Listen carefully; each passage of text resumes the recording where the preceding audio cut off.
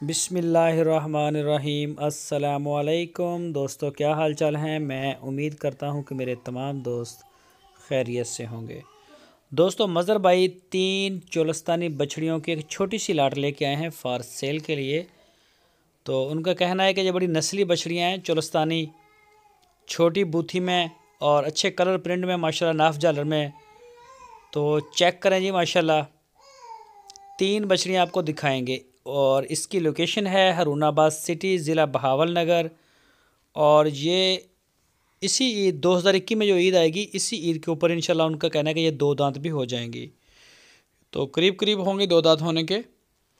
इनकी जो डिमांड की है, इसका इन तीनों का जो रेट बताया है वो 2,10,000 रुपये उन्होंने बताया है।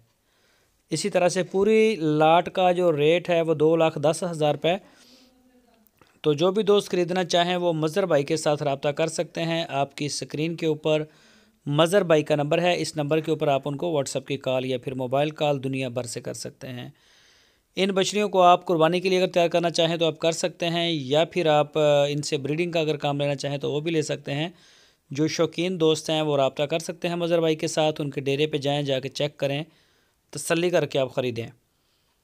कार्गो की सहूलत पूरे पाकिस्तान के लिए हमारे पास मौजूद है, जहां जिस वक्त आप चाहेंगे इंशाल्लाह डिलीवर करवा दी जाएंगी।